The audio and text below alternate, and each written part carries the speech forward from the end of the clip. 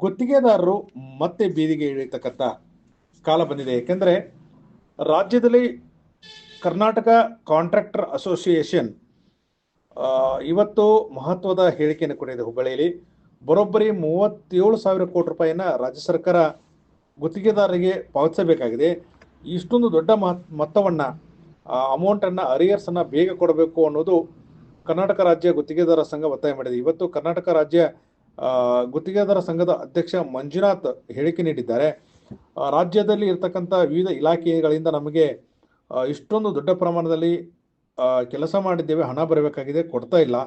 ಆದ್ದರಿಂದ ಸರ್ಕಾರಕ್ಕೆ ಮಾರ್ಚ್ 5ರವರೆಗೆ ಗಡುವು ಕೊಟ್ಟಿದ್ದೇವೆ. ಒಂದು ವೇಳೆ 5ರವರೆಗೆ ನಮ್ಮ ಹಣ ಪಾವತಿ ಮಾಡಿದರೆ, ಕೊಡದೇ ಇದ್ದರೆ ಖಂಡಿತವಾಗಲೂ ಮಾರ್ಚ್ 6ರಂದು ದೊಡ್ಡ ಪ್ರಮಾಣದಲ್ಲಿ ಒಂದು ಪ್ರೊಟೆಸ್ಟನ್ನು ಮಾಡ್ತೀವಿ ಎಂಬ ಎಚ್ಚರಿಕೆಯನ್ನು ಕೊಟ್ಟಿದ್ದಾರೆ. ಒಂದು ಇಲಾಖೆ ಅಲ್ಲ, ಅದು PWD ಇರ್ಬೋದು, RDPI ಇಲಾಖೆ, ಜಲಸಂಪನ್ಮೂಲ ಇಲಾಖೆ ಇರ್ಬೋದು, JDP ಇರ್ಬೋದು, ಬೇರೆ ಬೇರೆ ಇಲಾಖೆಗಳಲ್ಲಿ ಸಾವಿರಾರು ಕೋಟಿ ರೂಪಾಯಿಯನ್ನು ಗುತ್ತಿಗೆದಾರರಿಗೆ ಪಾವತಿಸಬೇಕಾಗಿದೆ. ಇಲ್ಲ ಒಂದು ಕಡೆ ರಾಜ್ಯ ಸರ್ಕಾರ ಗುತ್ತಿಗೆದಾರರನ್ನ ನಿರ್ಲಕ್ಷ್ಯ ಮಾಡಿದೆ ಮತ್ತು ಪರ್ಸೆಂಟೇಜ್ ಎಂಬ ಕೆಂಡ ಭೂತ ಏನಿದೆ, ಭೂತ ಇವ್ರನ್ನ ಕಾಡ್ತಾ ಇದೆ. ಅದರಿಂದ ಖಂಡಿತವಾಗಲೂ ಇವರ ಬೇಡಿಕೆಗಳಿಗೆ ಸರ್ಕಾರ ಯಾವ ರೀತಿ ಸ್ಪಂದನೆ ಮಾಡ್ತಾರೆ ಅನ್ನೋದನ್ನ ಕಾದು ನೋಡಬೇಕಾಗಿದೆ. ಇದಕ್ಕೆ ಕಾಲ ಉತ್ತರ ಕೊಡಬೇಕಾಗಿದೆ.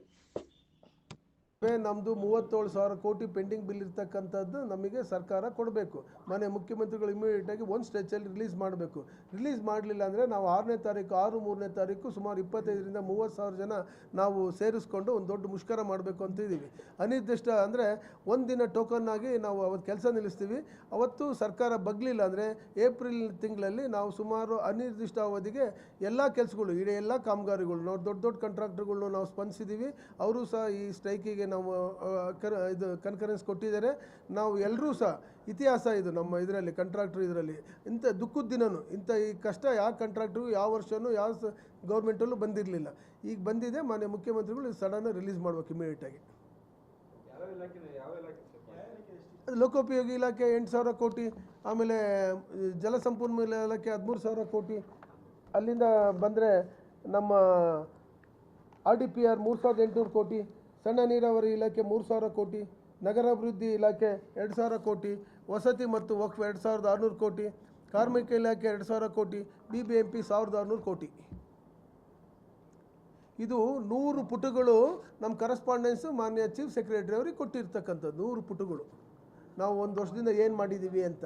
ಆದರೂ ಕೂಡ ಸರ್ಕಾರಕ್ಕೆ ಇದು ಯಾವುದೂ ಇದೇ ಇಲ್ಲ. ನೋಡಿ 100 ಪುಟಗಳು ಚೀಫ್ ಸೆಕ್ರೆಟರಿ ಅವ್ರಿಗೆ ಕೊಟ್ಟಿದ್ದೀವಿ. ಎಲ್ಲ ಅದೇ ಮೇಜರ್ ಯಾವುದು ಜಲಸಂಪನ್ಮೂಲ ಇಲಾಖೆ, ಮೇಜರ್ ಇರಿಗೇಷನ್.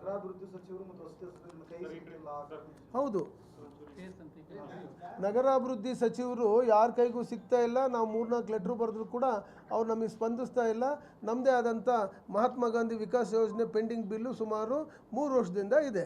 10 ಮಹಾನಗರ ಪಾಲಿಕೆಗಳೆಲ್ಲ ಇರ್ತಕ್ಕಂಥ ಪೆಂಡಿಂಗ್ ಬಿಲ್ ಅದು ಮಹಾತ್ಮ ಗಾಂಧಿ ವಿಕಾಸ್ ಯೋಜನೆ ಅಂತ. ಅದನ್ನು ಕೊಡೋದ್ರಲ್ಲೇ ಇದ್ದಾರೆ ಇವರು. ಇನ್ನೊಂದು ಒನ್ ಮೋರ್ ಥಿಂಗ್, ಇವ್ರು ಏನಾಗ್ತಿದೆ ಅಂದರೆ ತಗೊಂಡೋಗಿ ಎಲ್ಲ ಕೇಂದ್ರ ಸರ್ಕಾರದ ಮೇಲೆ ಹಾಕ್ತಾರೆ.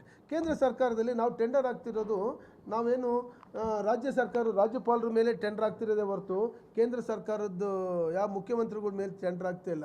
ಇವ್ರೇನಾಗ್ತಿದೆ ಅಂದರೆ ಬರ್ತಕ್ಕಂಥ ದುಡ್ಡು ಕೇಂದ್ರ ಸರ್ಕಾರದವ್ರು ಕೊಡ್ಬೇಕು, ಕೇಂದ್ರ ಸರ್ಕಾರದವ್ರು ಕೊಡ್ಬೇಕು. ಎಸ್, ಒಪ್ಕೊಂತೀವಿ. ನಾವು CM ಆಫೀಸಿಂದ ಲೆಟ್ರ್ ತಂದಿದ್ದೀವಿ. 1,600 ಕೋಟಿ ನಮ್ಮದು ಯಾರು ಖರ್ಗೆ ಪ್ರಿಯ RDPR ಕೊಡಬೇಕು. BBMPಗೂ ಅಷ್ಟೇ 700 ಕೋಟಿ ಕೊಡಬೇಕು. ಇವನ್ನೆಲ್ಲರೂ ಇವರು ಹೋರಾಟ ಮಾಡಿ ತರಬೇಕೇ ಹೊರತು ನಮಗೆ ನಾವು ಕೇಂದ್ರ ಸರ್ಕಾರ ತೋರಿಸಬಾರ್ದು. ಮಾನ್ಯ ಮುಖ್ಯಮಂತ್ರಿಗಳು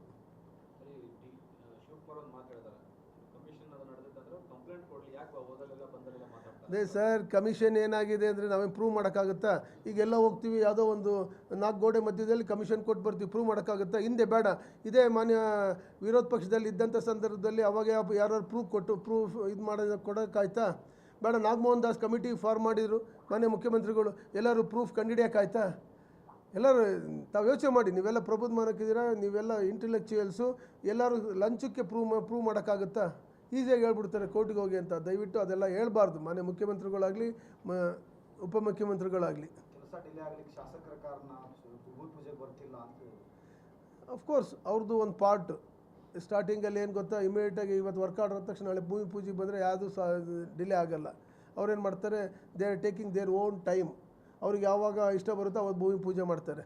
ಭೂಮಿ ಪೂಜೆ ಅನ್ನೋದು ಮ್ಯಾಂಡೇಟ್ರಿ ಅಲ್ಲ. ಅವ್ರು ನಾವು ಮಾಡಿರ್ತಕ್ಕಂಥ ಒಂದು ಕಲ್ಪನೆ.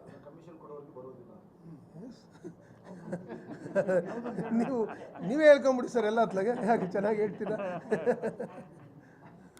Thank you sir, thank you very much. ನೀವು ಬಾಯ್ಬಿಟ್ಟು ಮಾತ್ರ ನಾವು ಬಾಯ್ಬಿಡ್ತೀವಿ.